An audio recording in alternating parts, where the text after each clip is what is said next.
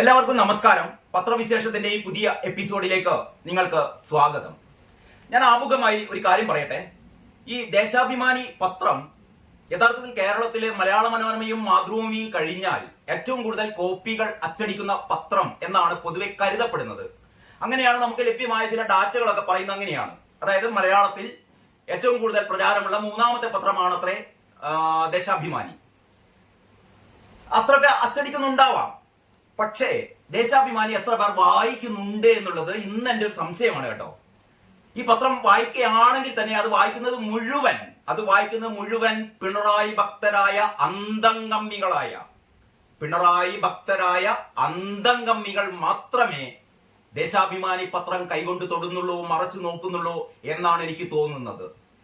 മറ്റു വായനക്കാർ ദേശാഭിമാനി എന്ത് പറയുന്നു, എന്തൊക്കെയാണ് എഴുതി കൂട്ടിയത് എന്ന് മറ്റ് വായനക്കാർ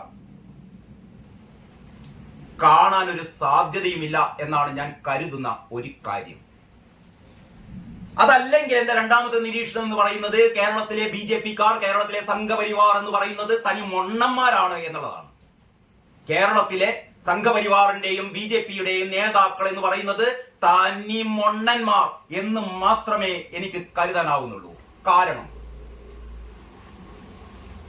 ഇത് ഇന്നത്തെ ദേശാഭിമാനി പത്രം ഞാൻ നേരത്തെ ആദ്യത്തെ എപ്പിസോഡിലേക്ക് വേണ്ടിയിട്ട് നമ്മുടെ വീണ തൈക്കണ്ടിയുടെ കഥ പറയാൻ വേണ്ടിയിട്ട് ഞാനത് ഉള്ളിലെ പേജിലേക്ക് എടുത്തതായിരുന്നു. ഇതാണ് ഇന്നത്തെ ദേശാഭിമാനി പത്രം. ഈ ദേശാഭിമാനി പത്രത്തിന്റെ നാലാമത്തെ പേജ് ഒരുപക്ഷെ ഈ പത്രത്തിന്റെ ഉള്ളിലെ പേജുകളൊന്നും ശ്രദ്ധിക്കാത്ത എന്റെ പ്രിയപ്പെട്ട BJP-യുടെയും സംഘപരിവാരത്തിന്റെയും ഒക്കെ നേതാക്കന്മാരോ പ്രവർത്തകരോ ആരെങ്കിലും ആവട്ടെ, അതല്ലെങ്കിൽ അവരാവണമെന്നില്ല, നമ്മുടെ പ്രധാനമന്ത്രിയാണ് നരേന്ദ്രമോദി എന്ന് കരുതുന്നവർ ഈ പത്രത്തിന്റെ നാലാമത്തെ പേജ്, ഞാൻ യഥാർത്ഥത്തിൽ ഈ നാലാമത്തെ പേജ് നോക്കിയത്, അതായത് കഴിഞ്ഞ 3 ദിവസങ്ങളായി ഞാൻ ചെയ്യുന്ന, അതായത് എമ്പുരാൻ തുറന്നുവിട്ട ഭൂതം എന്ന് പറയുന്ന ഒരു പരമ്പര, ഗുജറാത്തിലുണ്ടായ ഗോദ്ര ട്രെയിൻ തീവപ്പ്, ഗോദ്രയിലെ ട്രെയിൻ പെട്രോൾ ഒഴിച്ച് കത്തിച്ച് 59 ഹൈന്ദവ തീർത്ഥാടകരെ കൊല ചെയ്തതിനെ കുറിച്ച്, അതുകൊണ്ടാണ് ഗുജറാത്ത് കലാപം ഉണ്ടായത് എന്നുള്ള ഒരു പരമാർത്ഥം, എന്നുള്ളൊരു വാസ്തവം ദേശാഭിമാനി മനഃപൂർവ്വം കഴിഞ്ഞ നമ്മുടെ എമ്പുരാൻ സിനിമ ചെയ്തതുപോലെ തന്നെ അതിനേക്കാൾ ക്രൂരമായി ആ കഥ, എമ്പുരാൻ തുറന്നുവിട്ട ഭൂതം എന്ന് പറഞ്ഞുകൊണ്ട് ദേശാഭിമാനിയുടെ പരമ്പര കഴിഞ്ഞ 3 ദിവസമായി ഞാൻ വീഡിയോ ചെയ്യുന്നു. ഇന്ന് 4ാമത്തെ ദിവസമാണ്. ഞാൻ ആദ്യത്തെ ദിവസം ഞാൻ പറഞ്ഞിരുന്നു, ഈ പരമ്പര അവസാനിക്കുന്നതിന് മുമ്പ് എമ്പുരാൻ തുറന്നുവിട്ട ഭൂതം എന്ന് പറയുന്ന ദേശാഭിമാനി പറയുന്ന കള്ളക്കഥകൾ, അതായത് ഗുജറാത്ത് വംശീയ കലാപമാണ് എന്നും ഗുജറാത്ത് വംശീയ കലാപത്തിൽ മുസ്ലിങ്ങൾ കൊല്ലപ്പെട്ടിട്ടുള്ളൂ എന്നും അവിടെ മുസ്ലിം സ്ത്രീകൾ മാത്രമേ ബലാത്സംഗത്തിന് വിധേയരായിട്ടുള്ളൂ എന്നും തുടങ്ങിയ, അതായത് അവിടെ ഹൈന്ദവ കൊലകൾ നടന്നിട്ടേയില്ല എന്ന തരത്തിലുള്ള, അതായത് ഗോദ്രയിലെ ആ തീവണ്ടി സ്വയം കത്തിപ്പോയതാണ് എന്ന് തുടങ്ങിയ ആനക്കള്ളങ്ങൾ പ്രചരിപ്പിച്ചുകൊണ്ട് അതിനു വേണ്ടിയിട്ട് കഴിഞ്ഞ ഈ പരമ്പരകളും കഴിഞ്ഞ 3 ദിവസങ്ങളായി നടത്തിക്കൊണ്ടിരുന്ന പരമ്പരകൾ ഞാൻ അവതരിപ്പിക്കുമ്പോൾ, ഞാൻ അതിനെക്കുറിച്ച് വീഡിയോ ചെയ്യുമ്പോൾ ഞാൻ പറഞ്ഞിരുന്നു, ഈ പരമ്പര അവസാനിക്കുന്നതിന് മുമ്പ് തന്നെ എങ്കിലും ദേശാഭിമാനി പറയണം ആരാണ് ഗോദ്രയിൽ ആ തീവണ്ടി കത്തിച്ചത്. ശ്രീരാമ ഭക്തർ ശ്രീരാമഭജന പാടിക്കൊണ്ട് 59 തീർത്ഥാടകർ, ഹൈന്ദവ തീർത്ഥാടകർ, വീണ്ടും പറയുകയാണ്, 59 ഹൈന്ദവ തീർത്ഥാടകരെ 120 ലിറ്റർ പെട്രോൾ ഒഴിച്ച് കത്തിച്ചതാരായിരുന്നു? ആ കത്തിച്ചവരെ ഇന്ത്യൻ നീതിന്യായ വ്യവസ്ഥ എങ്ങനെയാണ് കൈകാര്യം ചെയ്തത്? ഇന്ത്യയിലെ പരമോന്നത കോടതി ആ 11 പേരെ വധശിക്ഷ വിധിച്ചു, 20 പേരെ ജീവപര്യന്തത്തിന് ശിക്ഷിക്കുകയുണ്ടായി. ആ കാര്യങ്ങളൊന്നും പറയാതെ, അപ്പൊ ഞാൻ പറഞ്ഞു, ഈ പരമ്പര അവസാനിക്കുന്നതിനിടയിൽ ദേശാഭിമാനി പറയണം ആരായിരുന്നു ആ ട്രെയിൻ കത്തിച്ചത് ആരായിരുന്നു? ആ കത്തിച്ചവരെ ഇന്ത്യയിലെ കോടതി ഏത് തരത്തിലാണ് അവർ ശിക്ഷിച്ചത്? 11 പേർക്ക് വധശിക്ഷ നൽകിയവരുടെ ആ 11 പേരെ, അവരുടെ പേര് വിവരം ഒന്ന് പ്രസിദ്ധീകരിക്കാൻ ദേശാഭിമാനിക്ക് ധൈര്യമുണ്ടോ എന്ന് ഞാൻ ചോദിച്ചിരുന്നു. ഇന്ന് പ്രിയപ്പെട്ടവരെ, ആ പരമ്പര ഇന്ന് അവസാനിക്കുകയാണ്. ഇന്ന് നാലാമത്തെ ആ പരമ്പര, 4-ാം ദിവസം ആ പരമ്പര അവസാനിക്കുകയാണ്. വീണ്ടും ജ്വലിക്കുന്ന കനലുകൾ എന്ന ടൈറ്റിലാണ് അത് അവസാനിച്ചിരിക്കുന്നത്. ഞാൻ അതിനെ പറ്റിയിട്ട് ഒന്നില്ല പറയുന്നത്. ഞാൻ അതിനെക്കുറിച്ച് ആ പരമ്പരയിലെ ഉള്ളടക്കത്തെ കുറിച്ച് പറയുന്നതിന് മുമ്പ്, അല്ലെങ്കിൽ ഈ നാലാം ദിവസവും ദേശാഭിമാനി കള്ളം ആവർത്തിക്കുകയാണ്. ആ ഗോത്രയിലെ തീവണ്ടി ആ ജനക്കൂട്ടമല്ല, ആ പ്രത്യേക മതവിഭാഗത്തിലെ തീവ്രവാദികളല്ല കത്തിച്ചത് എന്ന് ദേശാഭിമാനി ഇന്നും ആവർത്തിക്കുന്നു. അതിലൊക്കെ ഉപരി ഈ വീഡിയോ ഞാൻ ചെയ്യാനുള്ള ഏറ്റവും പ്രധാനപ്പെട്ട കാരണം, ഞാൻ പറഞ്ഞ പോലെ ഒന്നുകിൽ ഈ പത്രം എന്റെ പഴയൊരു സഹപ്രവർത്തകനുണ്ട് കേട്ടോ. എന്റെ ഒരു പഴയ സഹപ്രവർത്തകൻ എല്ലാ ദിവസവും പറയാറുണ്ട്, ഹരീഷേ, ഈ ദേശാഭിമാനി പത്രം ഇങ്ങനെ അവലോകനം ചെയ്ത് നിർത്തണം, ഈ പത്രം കൈകൊണ്ട് തുടരുത്, ഇത് ഉപയോഗിക്കുന്നത് ഒരേ ഒരു കാര്യത്തിന് വേണ്ടി മാത്രമാണ്. ആ കാര്യം ഞാൻ ഇവിടെ പറയുന്നില്ല. എന്നിട്ട് ഞാനിത് പറയുന്നത് ഈ പത്രം ചെയ്യുന്ന നെറികേടുകൾ ഒന്ന് വായനക്കാരെ അറിയിക്കാൻ വേണ്ടിയിട്ടാണ്. വായനക്കാരെന്ന് പറഞ്ഞാൽ മറ്റു പത്രങ്ങളുടെ വായനക്കാരെ, അല്ലെങ്കിൽ ഈ പത്രത്തിന്റെ വായനക്കാർ ഇത് മാത്രമാണ് സത്യമെന്ന് വിചാരിക്കുന്ന ഒരുപാട് അന്തംഗമ്മികളുണ്ടല്ലോ, അവരെ കൂടി ബോധ്യപ്പെടുത്താൻ വേണ്ടിയിട്ടാണ് ഞാൻ ഈ വീഡിയോ ചെയ്യുന്നത്. അപ്പൊ ഞാൻ നേരത്തെ പറഞ്ഞ പോലെ, ഈ വീഡിയോയുടെ ആമുഖത്തിൽ ഞാൻ പറഞ്ഞ പോലെ, എന്റെ 2 നിരീക്ഷണങ്ങൾ, ഒന്നുകിൽ ഈ പത്രം ആരും വായിക്കുന്നില്ല, ഈ അന്തംഗമ്മികളല്ലാത്ത ആരും വായിക്കുന്നില്ല, അല്ലെങ്കിൽ ഇവിടുത്തെ BJP-ക്കാരും ഇവിടുത്തെ സംഘപരിവാരുകാരും തനി മണ്ണന്മാരാണ്. ഞാൻ എന്തുകൊണ്ട് ഇത് പറയുന്നു എന്ന് വെച്ചാൽ, ഒരുപക്ഷെ ഏറ്റവും ഗുരുതരമായ ദേശാഭിമാനി പത്രം യഥാർത്ഥത്തിൽ നാളെ മുതൽ പൂട്ടിക്കെട്ടേണ്ട ഒരവസ്ഥ. ഈ പത്രം ഇങ്ങനെ പ്രവർത്തിക്കണ്ട എന്ന് പറഞ്ഞിട്ട് ദേശീയ അന്വേഷണ ഏജൻസികൾ ഈ പത്രത്തിലേക്ക് കടന്നു വന്നുകൊണ്ട് ഈ പത്രം നിരോധിക്കുന്ന ഒരു അവസ്ഥ ഇന്നത്തെ പത്രത്തിൽ ഇവർ ചെയ്തു വെച്ചിട്ടുണ്ട്. നിങ്ങൾ കാണണം. ഇതാണ് വീണ്ടും ജ്വലിക്കുന്ന കനലുകൾ എന്ന് പറയുന്ന ദേശാഭിമാനിയുടെ ആ ഭാഗമാണ് കാണുന്നത്. നിങ്ങൾ എത്ര പേർ ഇത് വ്യക്തമായി കാണുന്നുണ്ടെന്ന് അറിയില്ല. ഞാൻ ഇതിന്റെ ഈ വീഡിയോക്ക് ഉൾപ്പെടെ, അല്ലെങ്കിൽ ഈ വീഡിയോ ചെയ്തു കഴിഞ്ഞിട്ട് ഈ ഫോട്ടോ, ഇവർ കൊടുത്തിരിക്കുന്ന ഈ ഫോട്ടോ ഞാൻ വലുതായിട്ട് വേണമെങ്കിൽ ഷെയർ ചെയ്യാം. പക്ഷെ അതും ഞാൻ ചെയ്യുന്നില്ല, കാരണം ചെയ്യാൻ പാടില്ല. ഈ പരമ്പരയുടെ ഏറ്റവും അവസാനം വീണ്ടും ജ്വലിക്കുന്ന കനലുകൾ എന്ന് പറയുന്ന, എമ്പുരാൻ തുറന്നുവിട്ട ഭൂതം എന്ന് പറയുന്ന 4-ാമത്തെ പരമ്പര, 4-ാം ദിവസം അവർ ചെയ്തു വെച്ചിരിക്കുന്ന തോന്നിവാസം, നെറികേട് നിങ്ങൾ കണ്ടോ? നമ്മുടെ പ്രധാനമന്ത്രി ലോകം മുഴുവൻ ആദരിക്കുന്ന ശ്രീ നരേന്ദ്രമോദിയെ ഇവർ എങ്ങനെയാണ് വരച്ചു വെച്ചിരിക്കുന്നത് എന്ന് ഈ പത്രം, യഥാർത്ഥത്തിൽ ഇന്ന് രാത്രിയാണ് ഞാൻ ഈ വീഡിയോ ചെയ്യുന്നത്. പുറത്ത് നല്ല ഇടിയും മഴയും ഒക്കെ ഉണ്ട്. ഈ സമയമായിട്ട് ഞാൻ ഈ സോഷ്യൽ മീഡിയ ഒക്കെ ശ്രദ്ധിക്കുകയായിരുന്നു. ഇതിനെക്കുറിച്ച് ഒരു സോഷ്യൽ മീഡിയ ഹാൻഡിലുകൾ ഞാനൊന്നും കണ്ടിട്ടില്ല. ഒരു പക്ഷെ എന്റെ ശ്രദ്ധയിൽപ്പെടാതെ പോയതാണെന്ന് എനിക്കറിയില്ല. ഏതായാലും ഞാൻ പറയുകയാണ്, ഈ പടം ഇന്ത്യൻ പ്രധാനമന്ത്രി, ലോകം മുഴുവൻ ആരാധിക്കുന്ന, ബഹുമാനിക്കുന്ന നമ്മുടെ പ്രധാനമന്ത്രി നരേന്ദ്രമോദി കയ്യിൽ രക്തമൊലിക്കുന്ന ശൂലവുമായി, നരേന്ദ്രമോദിയുടെ കയ്യിൽ ശൂലമാണ്, ശൂലത്തിൽ നിന്ന് ചോര വാർന്നൊലിക്കുന്ന ശൂലം, നരേന്ദ്രമോദിയുടെ ചിത്രം. ഈ പരമ്പരയിൽ പറയുന്ന എന്താണെന്നറിയോ? ഗുജറാത്ത് കലാപത്തിന് പിന്നിൽ നരേന്ദ്രമോദിയാണ് എന്നാണ്. ഗുജറാത്ത് കലാപത്തിൽ 1000-ഓളം മുസ്ലിങ്ങളെ കൂട്ടക്കൊല ചെയ്തത് ശ്രീ നരേന്ദ്രമോദിയാണ് എന്നാണ് ഈ നെറികെട്ട പത്രം പറയുന്നത്. നരേന്ദ്രമോദിയെ ഏറ്റവും വലിയ ഈ പറയുന്ന ഇത്രയും പേരെ കൂട്ടക്കൊല നടത്തിയ കൊലപാതകിയായിട്ടാണ് ചിത്രീകരിച്ചിരിക്കുന്നത്. കണ്ടില്ലേ? കയ്യിൽ ശൂലം. പണ്ടൊക്കെ പറയാറുണ്ട് നരേന്ദ്രമോദി ശൂലം, ഗർഭിണി, ഗർഭസ്ഥ ശിശു എന്നൊക്കെ. ഇപ്പോഴിതാ വരച്ചു വെച്ചിരിക്കുന്നു നരേന്ദ്രമോദിയുടെ കയ്യിൽ ചോരയൊലിക്കുന്ന ശൂലം.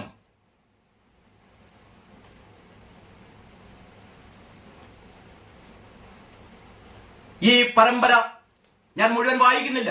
ഈ പരമ്പരയിലുടനീളം പറയുന്നത്, അതായത് ഞാൻ കഴിഞ്ഞ ദിവസം ഞാൻ വീഡിയോയിൽ പറഞ്ഞു, 2022 സുപ്രീം കോടതി പറഞ്ഞു, ഗുജറാത്ത് വർഗീയ കലാപത്തിൽ, വംശീയ കലാപമല്ല, ഗുജറാത്തിലെ വർഗീയ കലാപത്തിൽ 750-ഓളം മുസ്ലിങ്ങളും 300-ഓളം ഹിന്ദുക്കളും കൊല്ലപ്പെട്ട ആ വർഗീയ കലാപത്തിന് പിന്നിൽ നരേന്ദ്രമോദിക്ക് ഒരു പങ്കുമില്ല.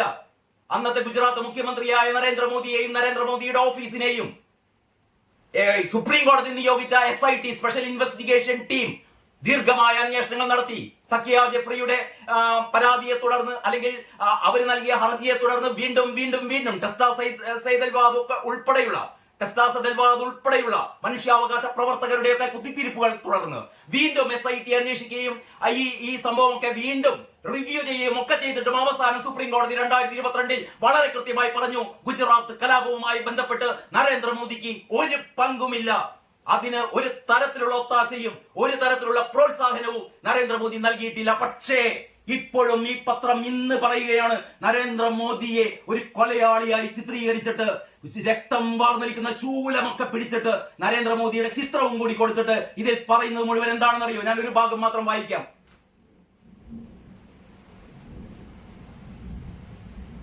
ബിജെപിയും സർക്കാരും ഇതിൽ പറയാണ്, ബിജെപിയും സർക്കാരും വിഷമസന്ധിയിൽപ്പെട്ട ഘട്ടത്തിലാണ്. ശ്രദ്ധിക്കണേ, ബിജെപിയും സർക്കാരും വിഷമസന്ധിയിൽപ്പെട്ട ഘട്ടത്തിലാണ് ഗോദ്രയിൽ സബർമതി എക്സ്പ്രസിന്റെ S6 കമ്പാർട്ട്മെന്റിൽ തീപിടിച്ചത്. എന്താണ് ഇതിന്റെ അർത്ഥം? എന്താണ് ഇതിനർത്ഥം?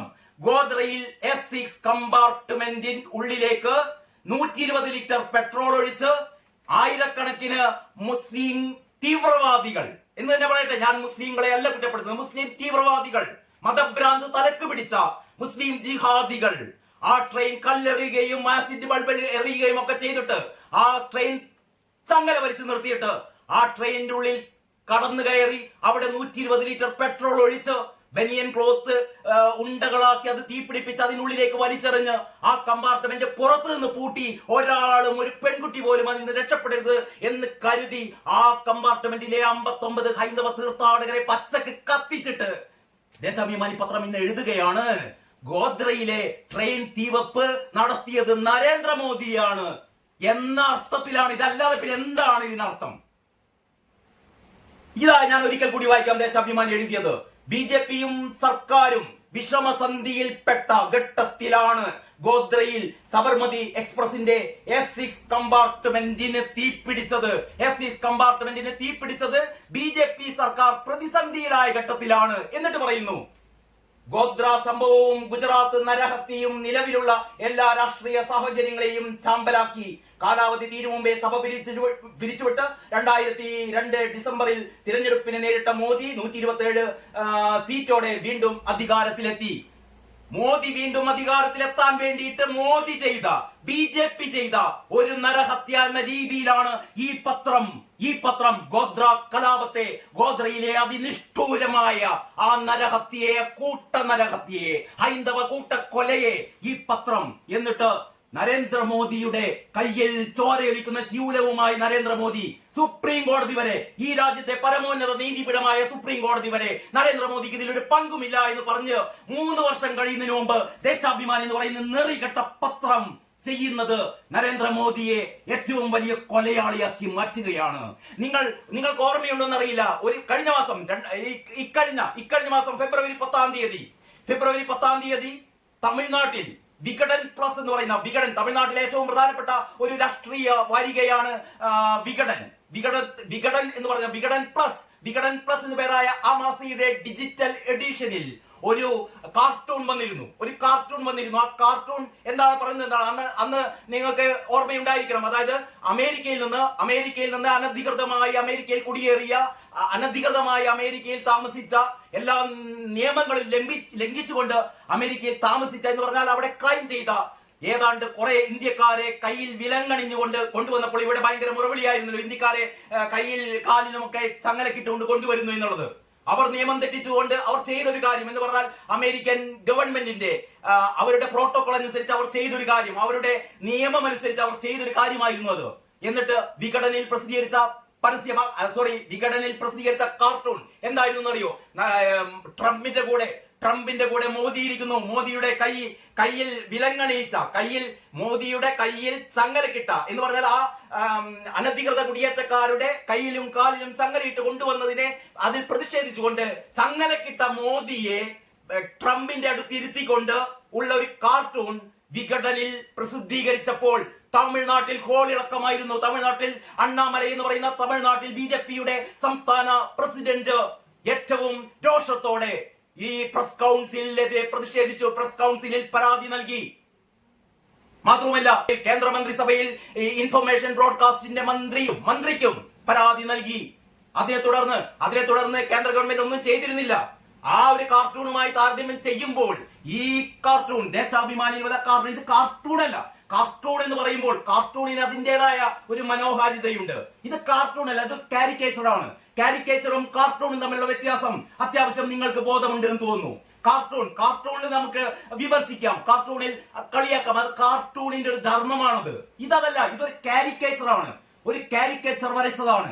ആ കാരിക്കേച്ചറിലാണ് നരേന്ദ്രമോദിയെ കൊലയാളിയായി, ഗുജറാത്ത് വംശഹത്യ എന്നിവർ പറയുന്ന ആ വർഗീയ കലാപത്തിന്റെ സൂത്രധാരനായി മോദിയെ ഇവര് അവതരിപ്പിക്കുകയാണ് ഈ പേജിലൂടെ. അണ്ണാമലൈ അവിടെ ഈ ഒരു കാരിക്കേച്ചറിന്റെ അത്രയൊന്നും ഗുരുതരമല്ലാത്ത ആ ഒരു കാർട്ടൂണിന്റെ പേരിൽ ക്ഷുഭിതനായിക്കൊണ്ട് രോഷാകുലനായിക്കൊണ്ട് അണ്ണാമലൈ ഏറ്റവും വലിയ പ്രതിഷേധം ഉയർത്തിയപ്പോൾ കേരളത്തിൽ ഇന്ന് രാത്രിയായിട്ടും ഒരാളും ഇതിനെതിരെ പ്രതിഷേധിക്കുന്നില്ലല്ലോ എന്ന ഒരു ആത്മവേദനയോടെയാണ് ഞാൻ ഇത് നിങ്ങളുമായി പങ്കിടുന്നത്. യഥാർത്ഥത്തിൽ ഇത് ദേശീയ സുരക്ഷയെ ബാധിക്കുന്ന, അല്ലെങ്കിൽ നമ്മുടെ രാജ്യത്തെ അപമാനിക്കുന്ന, നമ്മുടെ പ്രധാനമന്ത്രിയെ അപമാനിക്കുന്ന ഇങ്ങനെ ഒരു കാര്യം ഒരു പത്രവും ചെയ്യാൻ പാടില്ല. ചെയ്യുന്ന പത്രം അടച്ച് പൂട്ടുക തന്നെ വേണം എന്നാണ് എന്റെ നിലപാട്. അതിശക്തമായ നടപടിയാണ് ഇതിനെതിരെ വേണ്ടത്. നിങ്ങളൊന്ന് ആലോചിച്ച് നോക്കിയേ, TP ചന്ദ്രശേഖരനെ 51 വെട്ടിയ ചിത്രം വരച്ച് അതിനു മുമ്പിൽ പിണറായി വിജയൻ കയ്യിൽ വടിവാളുമായി, ചോര വാർന്നൊഴുകുന്ന വടിവാളുമായി നിൽക്കുന്ന ഒരു കാരിക്കേച്ചർ മറ്റൊരു പത്രത്തിൽ വന്നു കഴിഞ്ഞാൽ ഇവിടുത്തെ അന്തംഗമ്മികൾ എങ്ങനെയായിരിക്കും അതിനോട് പ്രതികരിക്കുക? ഈ പരമ്പരയുടെ ഏറ്റവും അവസാനം ഇവർ പറയുന്നു ആവിഷ്കാര സ്വാതന്ത്ര്യത്തെ കുറിച്ച്. ഇതാണോ ആവിഷ്കാര സ്വാതന്ത്ര്യം? ഇതാണോ ആവിഷ്കാര സ്വാതന്ത്ര്യം?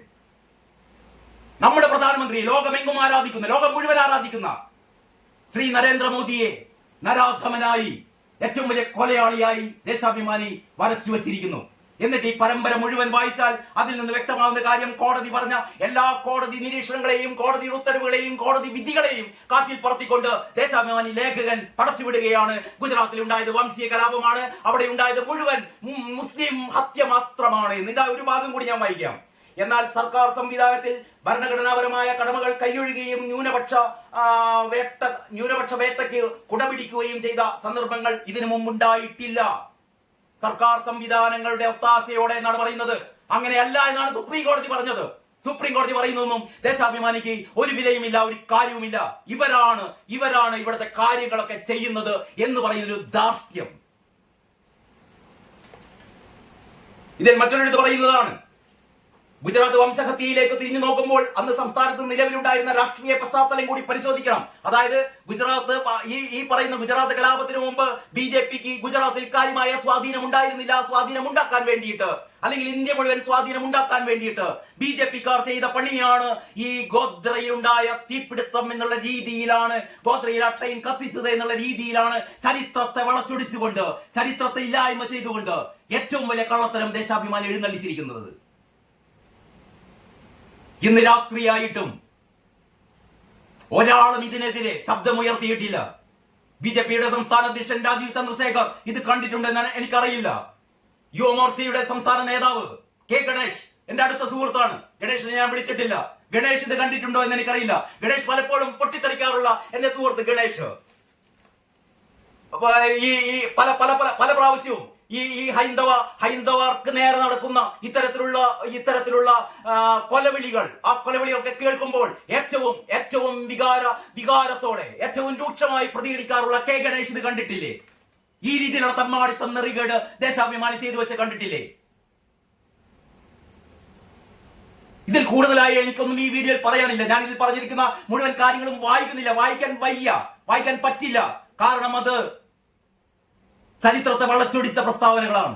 അപ്പോൾ ഈ പരമ്പരയുടെ അവസാന ഭാഗത്ത് ദേശാഭിമാനി വീണ്ടും ഇവിടുത്തെ ഹൈന്ദവ വിഭാഗത്തെ, ഇവിടുത്തെ സംഘപരിവാറിനെ, ഇവിടുത്തെ BJPയെ, നമ്മുടെ ഏറ്റവും പ്രിയപ്പെട്ട, നമ്മുടെ പ്രിയങ്കരനായ പ്രധാനമന്ത്രിയെ കൊലയാളിയായി ചിത്രീകരിച്ചിരിക്കുകയാണ്. കാത്തിരുന്ന് കാണാം എന്ത് സംഭവിക്കാൻ പോകുന്നു എന്ന്. തൽക്കാലം ഇത്രമാത്രം. എല്ലാവർക്കും നന്ദി, നമസ്കാരം.